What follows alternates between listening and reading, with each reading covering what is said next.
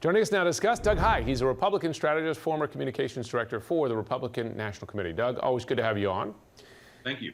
There's an interesting dynamic here, right? Because particularly on infrastructure, you actually have Republican support, right? I mean, 19 Republican senators voted for it, and you do have a lot of Republican House members who said straight up, I mean, Adam Kinzinger, for instance, saying, they don't want a government shutdown either. Now, there's a lot in the math there because if you lose enough Democrats, right, you're not going to get enough Republicans to make up the difference. But I wonder, do you see a scenario here where Republican votes actually help get some of these things over the finish line?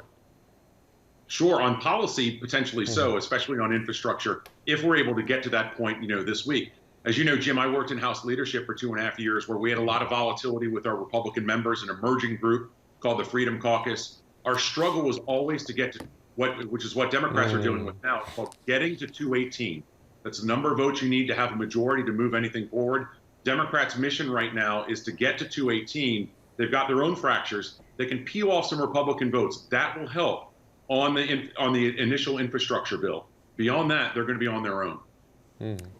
It's interesting. We're getting some news out of a private whip meeting, and Cedric Richmond, pardon me, talking about the looming congressional baseball game and using that as sort of a metaphor about how important it is to play as a team, right? Is our understanding, and to come together. When you were dealing with that in your time in Congress, I mean, how Democrats and Republicans are a little different, as we know, when it comes to coming together, even in terms of a united message sometimes. But how difficult is it to find that unity when you're dealing with a situation like this that is playing out so publicly? Yeah, Phil Mattingly tweeted earlier that the best thing Democrats could do is have Cedric Richmond pitch and hit in the baseball game tonight, because he would always be a Republican killer.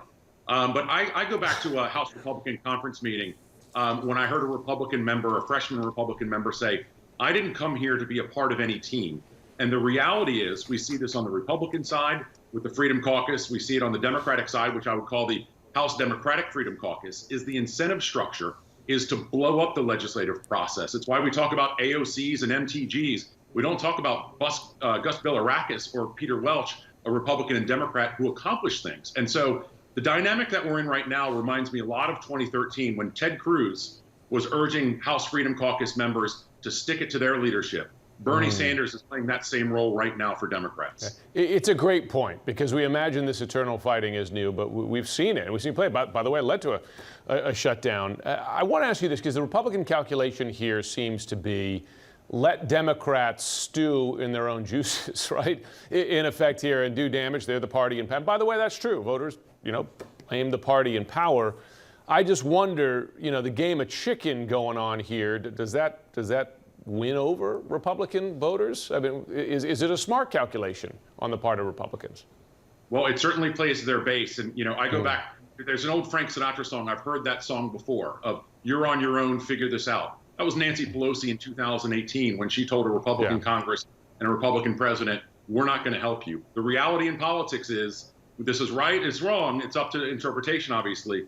But when your opponent is setting themselves on fire, you don't give them any water. Real quickly before I let you go, how do you see this ultimate playing out? I don't think we're going to have a default. Everybody knows what a disaster that would be economically for the country, also globally.